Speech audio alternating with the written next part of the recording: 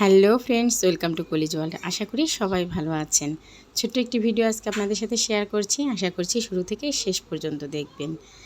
এই তো সুজিতবাবু সকাল সকাল বিশাল বড় একটা লাউ নিয়ে হাজির। তো প্রায়ই লাউ খাওয়া হচ্ছে, প্রচণ্ড গরম পড়েছে। এই গরমে কিন্তু লাউ খাওয়া খুবই ভালো স্বাস্থ্যের জন্য। যাই হোক, লাউ আমি ধুয়ে তারপরে এই যে টুকরো টুকরো করে কেটে নিচ্ছি। এখন মুগ ডাল আর মসুর ডাল দিয়ে রান্না করব। তো মুগ ডাল দিয়েও রান্না করা যায়, আবার মসুর ডাল দিয়েও রান্না করা যায়। আমার আজকে মনে হলো যে মিক্সড করে রান্না করি, তাই আমি মিক্সড করে রান্না করছি। এখন লবণ হলুদ দিয়ে দিলাম। তো ডালটা এখন ফুটে এসেছে, আর ওপর দিয়ে যে এই যে মাড়ের মতো একটা হয়, সেটা ফেলে দিতে হয়, কারণ এটা হচ্ছে ডালের ময়লা। এখন ডালের মধ্যে দিয়ে দিলাম কাঁচামরিচ, তারপর কাঁচামরিচ দেওয়ার পরে লাউগুলোও দিয়ে দিলাম। তো মনে করতাম ডাল রান্না অনেক কষ্ট, বাবারে বাবা, ডাল রান্না আমি পারতামই না। সব রান্নাই মনে হতো সহজ, কিন্তু ডাল রান্নাটা সবসময় মনে হতো কঠিন।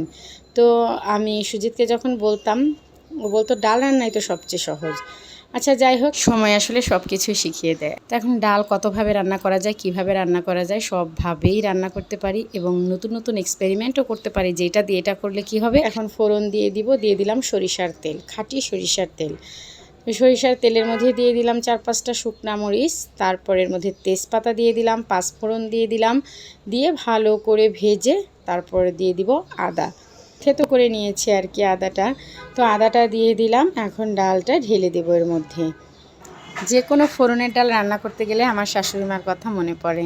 আমার শাশুড়ি মা বলেন যে উনি যখন ডাল রান্না করতেন তখন নাকি আশেপাশে সবাই জেনে যেত উনি ডাল রান্না করছেন, মানে এত সুন্দর স্মেল বেরোতো। যাই হোক, আসলে পাঁচফোড়নের স্মেলটা কিন্তু অসাধারণ সুন্দর। পাঁচফোড়ন যে কোনো ডালে দিলেই অসম্ভব মজা হয় ডাল। তো ওনার কথাগুলো মাঝে মাঝে মনে পড়ে, আর আমি মুচকি মুচকি হাসি রান্না করার সময়। আচ্ছা, যাই হোক, এই যে আমার ডাল রান্না শেষ, সার্ভ করে দিচ্ছি। এর সাথে একটু পাকোড়া হলে খুবই ভালো হয়। দিয়ে দিলাম সজনে পাতার বড়া, কিন্তু হাতে নিয়ে পড়লাম মহা বিপদে। হাতেই দিয়ে দিলাম, এত গরম, হাতে পুরো গরম লেগে গেল। যাই হোক, এই তো রান্নাবান্না খাওয়া দাওয়া কমপ্লিট করছি। তারপর যাব মেয়ের আর্টের স্কুলে। তো ওর একটা প্রতিযোগিতা আছে শুক্রবারে। তো শুক্রবারে প্রতিযোগিতাটার জন্য আমি ফর্মটা ফিল আপ করে দিলাম। আর এই যে এইদিকে হচ্ছে এই যে ছোট্ট ছোট্ট সোনামণিরা আর্ট করছে। এটা 2 রুমে আর্ট করে ওদের, ওই পাশে আরও অনেক স্টুডেন্ট। তো ওকে এখানে নিরিবিলি বসিয়েছে। তো এই রুমটা একটু কম স্টুডেন্ট আছে, তো এখানে বসিয়েছে। পাশের রুমে অনেক স্টুডেন্ট। যাই হোক, এই যে আর্ট করছে, আর প্রতিযোগিতার জন্য এই যে দৃশ্যটা দিয়ে দিয়েছে, এখানে কালারগুলো লিখে দিয়েছে। বাসায় এসে আমার মামুনি সুন্দর করে আর্ট করছে। যাই হোক, আমি আপনাদের সাথে শেয়ার করব। আপনারা সবাই ভালো থাকবেন, সুস্থ থাকবেন, আর আমার মামুনির আর্টটা কেমন হলো আপনারা সবাই জানাবেন। এই যে আমার মামুনি কি সুন্দর করে আর্ট করছে।